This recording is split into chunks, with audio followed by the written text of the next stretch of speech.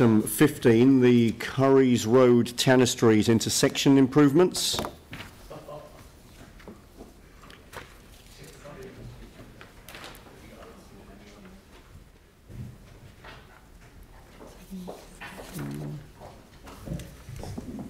Okay, so yeah.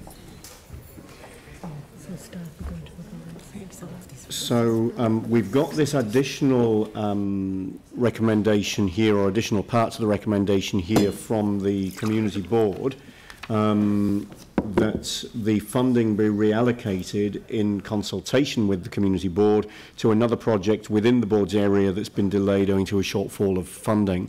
I'd quite welcome some staff advice on that.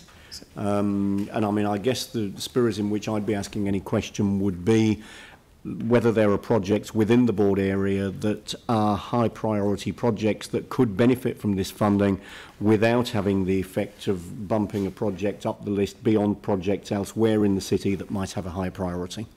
We've had a look at this this morning and over the last couple of days, and I acknowledge that the Board has had advice recently about a number of projects that have been stalled because we've been trying to figure funding out.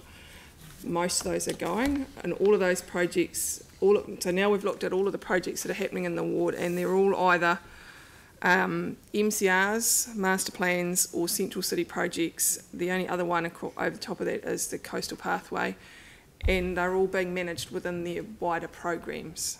So our advice is to put it back into the broader transport unit to deal with higher priority projects. Now, one of the issues, as I understand it, that has been raised, one of the projects that has been raised is the safety crossing at Ferry Road. At Te Wakaranua School, yes, and I believe that was raised this morning by the Chair. That does not have a funding issue at the moment, and it is progressing, and I believe I will have to go and double check with staff, but I thought the Board had been advised of that. If they haven't, they will be in the next couple of days. So that project is currently programmed for delivery? Yeah. When is it going to be delivered? It is currently, it's just closed tendering, so it's about to get going. It will be delivered in the next few months, is my understanding. Thank you. So questions? Mike, Yanni? Mike. Thank you. I guess when this was originally put onto the LTP, it would have been ranked against other intersection improvements. Yes. And was that ranking done on a citywide basis, or? Yes, it would have been. Thank you. Yes. Thank you. Yanni. So, has there been any redesign or scope change to the Te Wakaranua safety improvements plan, the Ferry Road? Not significant, no. So previously we were advised we didn't have sufficient budget. What's been changed to meet that? I can't answer that today, I'm afraid. Okay, because I think the previous... I will make sure advice goes back to the Board on that.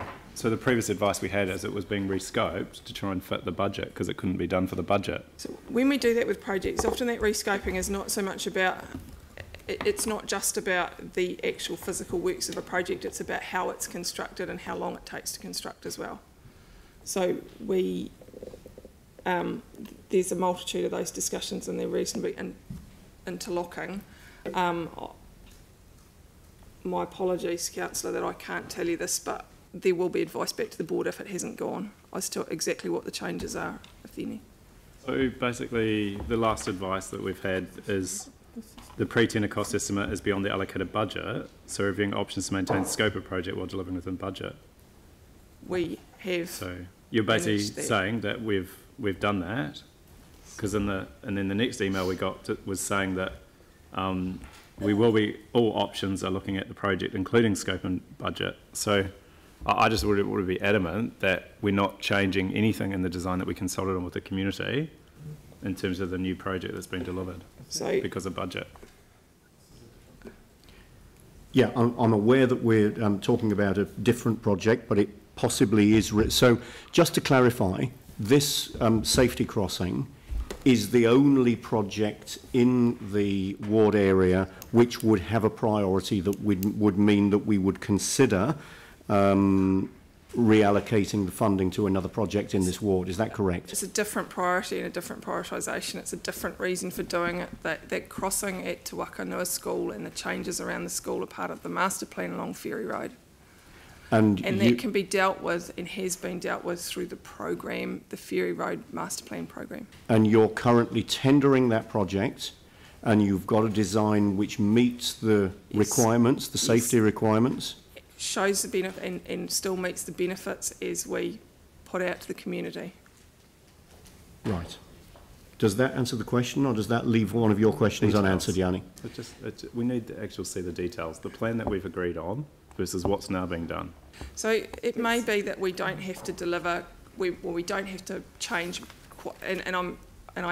there is a little bit of speculation in this, I'm sorry, but it may be that we don't have to change quite as much cube, we don't have to pull quite as much out, but we can still deliver exactly the same project that we communicated to the community and the benefits that we communicated to the community through consultation in the crossing without as much cost.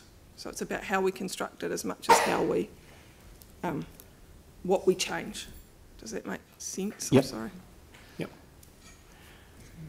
All right, further questions? We've got... Mike. Okay, so I'll come to Tim and then back to Mike. Tim. Thank you, and it's more a question to you, Mary. Our project, or our policy is that if or when a project is cancelled, the funding doesn't go to another project in that ward area, it goes to the list of priorities. Yes. So if we're going to start talking about, hey, this has fallen over in this ward, we want to spend it in something else, then that is actually a policy change that this council has to deliver or argue or debate. So I don't know what we're talking about. Yeah, that's exactly the crux of the debate that we're having. Yeah. Well, I think it's actually not a debate, it's actually discussion this council should have an informal or formal, however you want, because it's a total change of policy, not a debate around can we do it now, because you can't do it now, because you cannot change policy at this point. It's been put on our table by way of this resolution. You know, it's perfectly logical that we would take a position on it. But this, certainly is, if this were to happen regularly, this would be one example of something that, you know, you would think we would need to take a policy position on, as you say. All right, Mike and then Glenn. Thank you. It wasn't actually a question. I just wanted to move the staff's recommendation. All right, so indicating that you want to move, so I'll come back to that at the appropriate time. Glenn, did you have a question? Yeah, my question is, I suspect there either isn't a policy or there's a default setting type policy whereby monies just go back into the comprehensive fund. I don't know that there is a policy either way, unless there's an internal staff one over where budget items go if they're not used. So what normally would happen would be that when a project isn't delivered, when a project is cancelled, the default would be that the funds just go back into the overall budget, not to another specific project in that ward. Back into the overall program. Yeah. So there's programs that you accept as part of your LTP, and so it's that you accept. There's a variety of things you accept. Sometimes individual projects, but in areas like this, you accept a program. So when a project in the program faults, you actually just the money falls back within the program. You don't bring something new in as a priority. That's the process that we use. Yep, and that's good clarification, so thank you. All right, are there any further questions on this? So, Mike, you're indicating that you're happy to move the staff recommendation, and Pauline, you're seconding the staff recommendation. Is there any debate? So I'll put the motion. Yanni, you want to engage in debate? Yep, so, sure. I think the point that people are missing here is the fact that when we've had other projects like land drainage in St Albans, or we've had PT improvements in the north, what we've seen is a report come to council to say there's a shortfall in budget and we're going to take it from these other projects to support it. So actually, the problem for our board is that despite many requests to find out what's happened to these projects, we haven't got the report that's coming in front of us where we can make a decision around the budget shortfall. Normally, council has had reports that come and say, we've got a budget shortfall, we've identified that these projects are no longer necessary, and we're going to take money from them and put it towards this one. The problem for our board, and for me as the council representing this area, when projects are put on hold because of budget constraints and not being able to get reports coming to address that, it means that these projects just constantly get delayed. Just had advice that now the Woolston Playground project has been delayed, as has the Woolston Park project, because now there's a stormwater pipe going through that we didn't know, even though we've just done a big land drainage project in the Woolston Park, and so now that project's delayed again. Like, this whole idea of actually the board, it's great that staff brought this report to the board to say, actually, we're no longer proceeding with it.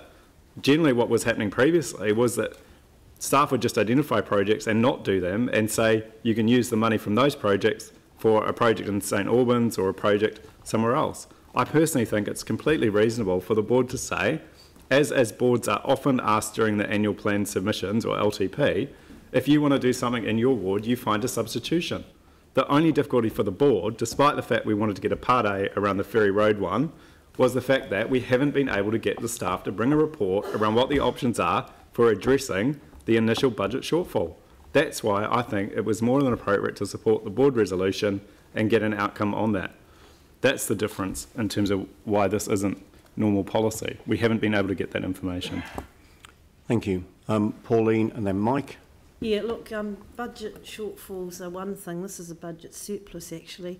And I think the new committee of the whole, the Finance Performance Committee, is actually calling for those more details when we do have overruns and we find out where the balance of that budget is going to come from, either in savings or reprioritisation. So that's been dealt with on a citywide basis.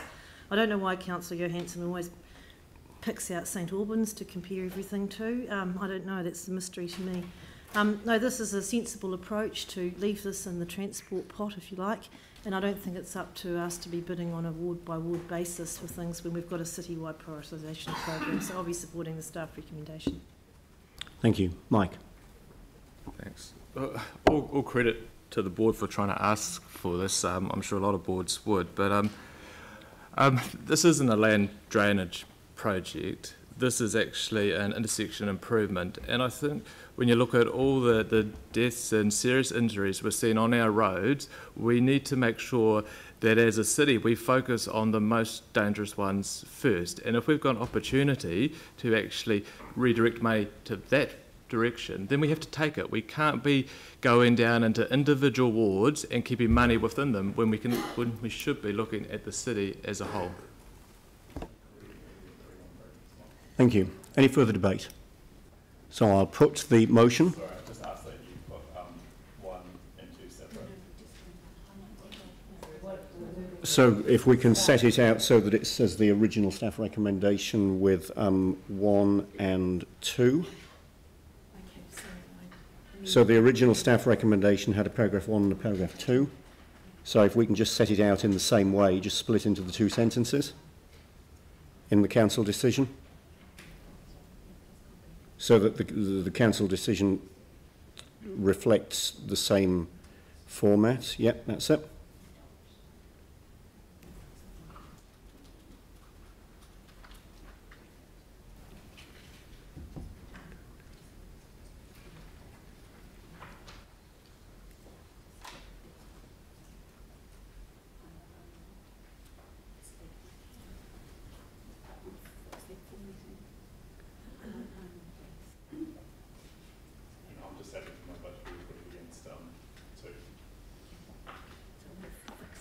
All right, so we can fix the formatting, that's fine. All right, so I'll put the 2 clauses separately.